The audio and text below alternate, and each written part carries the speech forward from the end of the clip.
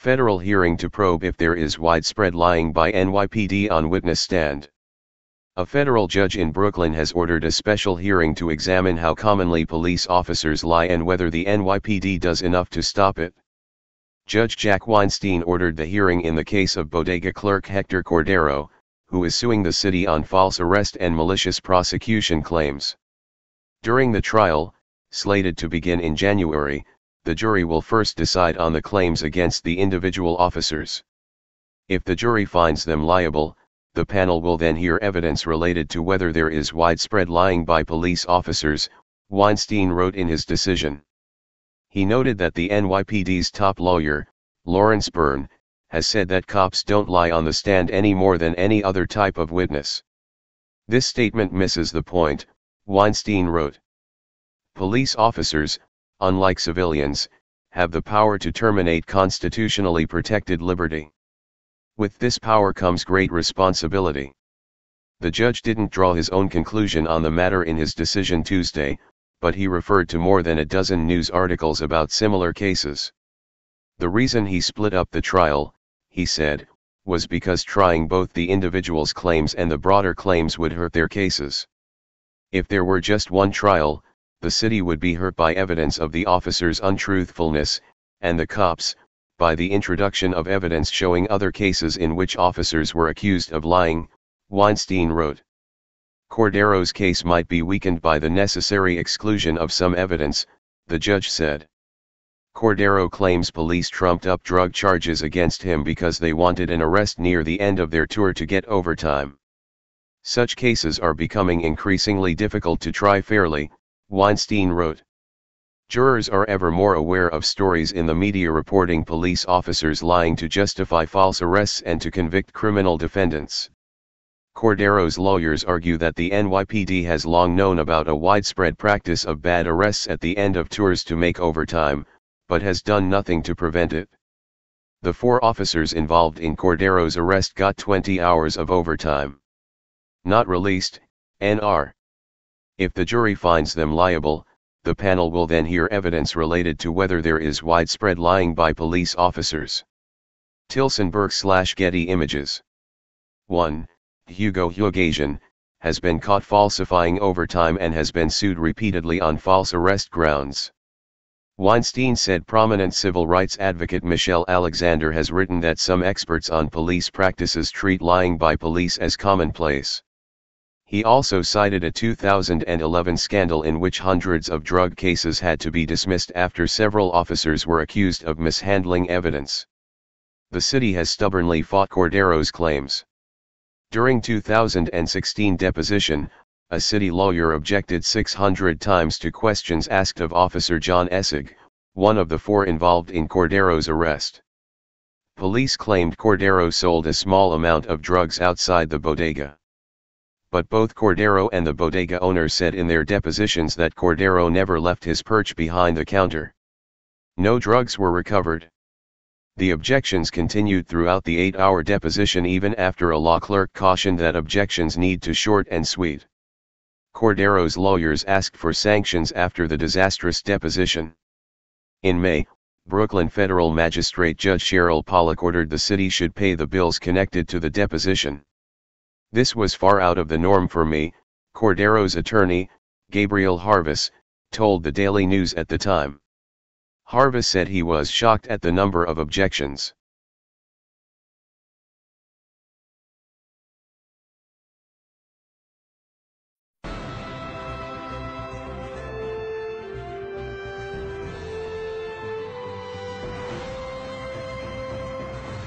Does the government work for us or do we work for the government? Tonight, what if the Constitution no longer applied? What if the whole purpose of the Constitution was to limit the government? What if Congress's enumerated powers in the Constitution no longer limited Congress, but were actually used as a justification to extend Congress's authority over every realm of human life?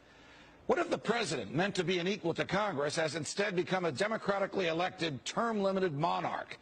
What if the president assumed that everything he did was legal just because he's the president? What if he could interrupt your regularly scheduled radio and TV programming for a special message from him? What if he could declare war on his own, What if he could read your emails and your texts without a search warrant? What if he could kill you without warning? What if Supreme Court justices no longer looked to the Constitution to determine the constitutionality of a law, but rather simply to what justices who preceded them thought about it? What if the rights and principles guaranteed in the Constitution have been so distorted in the past 200 years as to be unrecognizable by the founders? What if the 50 states were no longer sovereign entities, equals to each other, and parents of the federal government they voluntarily constituted? What if the states were mere provinces of a totally nationalized and fully centralized government?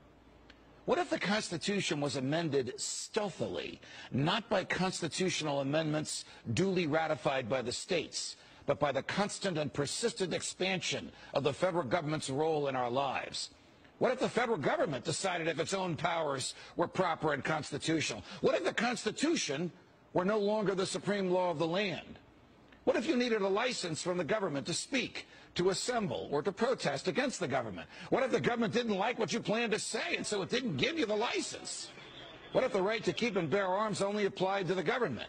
What if posse comitatus, the federal law that prohibits our military from occupying our streets, were no longer in effect? What if the government considered the military an adequate dispenser of domestic law enforcement? What if cops looked and acted like troops and you couldn't distinguish the military from the police? What if you were not secure in your person, in your papers, and in your property? What if federal agents could write their own search warrants in defiance of the Constitution? What if the government could decide when you were and were not entitled to a jury trial? What if the government could take your property whenever it wanted? What if the government could continue prosecuting you until it got the verdict it wanted? What if the government could force you to testify against yourself simply by labeling you a domestic terrorist? What if the government could torture you until you said what the government wanted to hear? What if people running for president actually supported torture? What if the government tortured your children to get to you?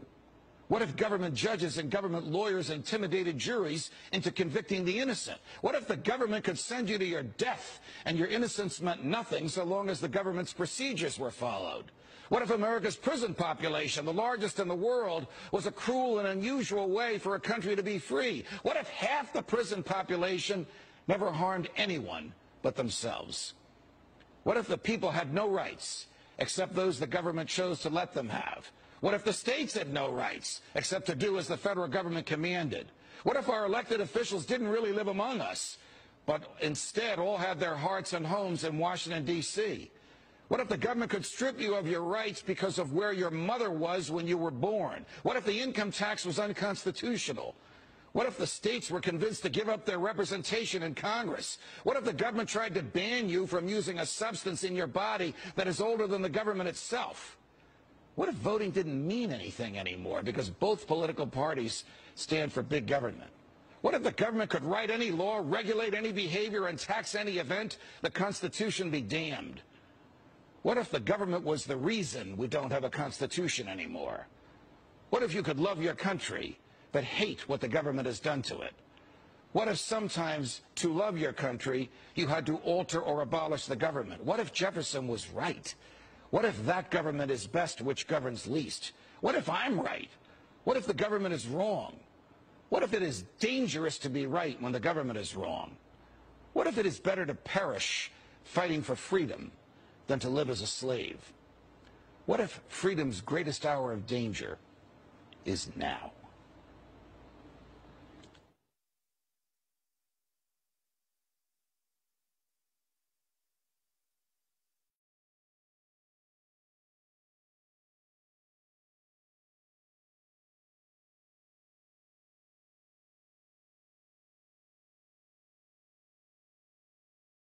Need a car? Don't forget to stop by carmarshal.com where you can scout through over 100,000 new and used car vehicles. Take a look around. Get you a new affordable car. carmarshal.com. Hey Charlotte County, this is Charlotte County COPWATCH, and I found that I had to make a change this ending on my videos, letting you know about the channel and fair use laws, you know, how we can report on other people's reporting and how it's good, how it's bad, etc. But you guys can look it up yourself. It is legal. It's in there. But like I've told you before, that I've been cut off from making money on YouTube for 4 years. It's really weird, bizarre, but they cut the money off, but they said you can keep the channel, and now YouTube makes all the money. And if you get bored, plug it into Social Blade website, and you'll see that they are making a huge amount off the site. Right now it's at 63 million views, 53,000 subscribers, almost 3 million views a month. You know, trying to wake people up, and I make nothing. In fact, I got a customer that's ex-congressman. He said if I could ever find a lawyer, sue YouTube on it. But because this is nuts. 4 hours a day, and to save America. You know, but at the same time, it's worth it. Look at what our founding fathers did. They died for this country. So, but getting back to the money part, this is why I'm redoing the video. Is my dream of everyone giving $1, and it's going to be $53,000 a year, or if they did Patreon, which you know, can be monthly. That is not working. That'd be great if it did. Nothing is perfect. And I appreciate the people that do donate, you know, what they can on PayPal. And there again, I'm letting you guys know that is not much. Is, you know, monthly is, oh my god. So anyways, yes, you cannot live on it. It's very, very, very low amount. But the dollar things, I do appreciate that. But when I first said everybody give $1, that's not working. I'm just letting you guys know it's, yeah, that dream. Everybody gives $1. 53,000 subscribers, it's not working. So yes, if you can give more than that, you know, I appreciate it. Like I said, you know, I'm in a unique situation where, you know what, we're already debt free, and I'm not rich, but with the little business that we have, I am able to do what I am able to do 45 hours a day, you know, letting you guys know what's going on. In 4 years, I've did the whole thing myself. 12,000 videos on there. I literally get emails where people are like, holy crap, I never knew it was this bad. And it is this bad, and it's getting worse every day because we have the internet, we have cell phones, we have cameras everywhere now, and it's just disgusting what's going on. And then, as you guys know too, we got Trump, we got Jeff Sessions doing a war on drugs, and now he wants to go after the forfeiture laws again. It's just unfreaking real. So if you can give more than that dream of everybody giving $1, yeah, that old video, that's not working. They're not, they're just not. So anyways, if you can give more than that dream is not working. Hardly anybody is giving. There you go. So that's why I'm remaking the video. If you can give more than that, that would be great. And there again, like I said, the Patreon's there. There is some people on there that are starting to give, but there again, it's very, very low. And like I said, I don't want to get rich off of that. I'm going to keep doing what I'm doing because, you know, it's still so stinking corrupt. It's not even funny. My court case that I'm going to be paying out of my pocket myself with Charlotte County's coming up. They illegally looked me up and then posted all my information on LEOAFFAIRS website. They basically doxed me, however you want to say that. I forget what the word is, and they outed me, man. And that information on that site went out to 500 sheriffs, deputies, people that work at the jail, etc., etc., etc. So yeah, it is very, very scary, but we're going to do a federal case, 1983 case, violating freedom of speech. We have 17 cameras in the house now. We got 2 cameras in the car. I always carry a camera plus a cell phone. A lot of people are highly recommending I get a vest now. If I could, if the wife would let me, I would run for sheriff. We are trying to push the thing nationwide right now, where just to mix it up and to get the topics out there is register to run for sheriff, NPA, no party affiliation, as a write-in, and that is completely free, and you can participate in the elections. And there's a lot of stuff. We got a guy, James McLinnis in Pinellas County, Tampa, who almost won. He experienced the corruption himself. The story is unbelievable. Look him up. It's mind-blowing what they did. It pissed him off. He is very, very smart. He has way more money than I did. He ran for sheriff at the last 3 months last year in 2016 and almost won. He got all of the black vote.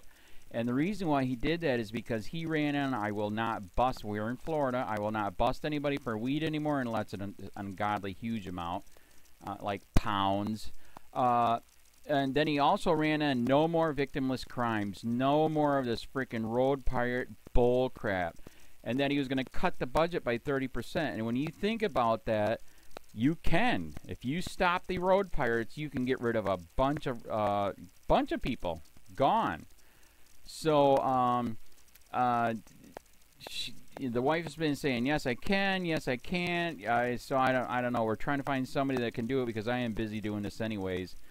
But, so I'm making a video, like I said, that $1 a month from everybody, you know, for 53,000 subscribers, that is not working. I'm just letting you guys know.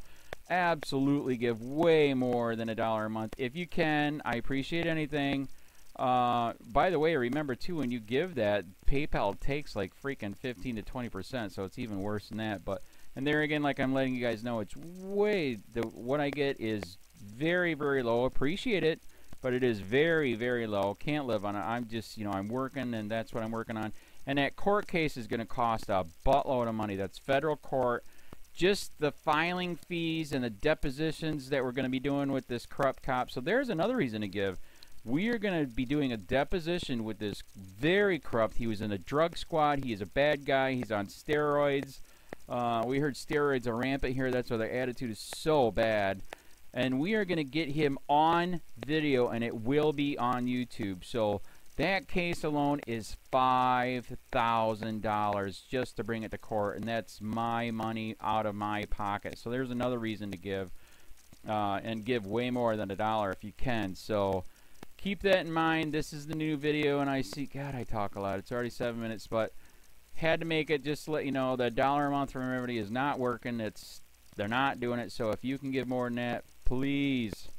So thanks. Keep it up. Share, like, subscribe, tell your friends, send me your videos on corruption, and I'll post it.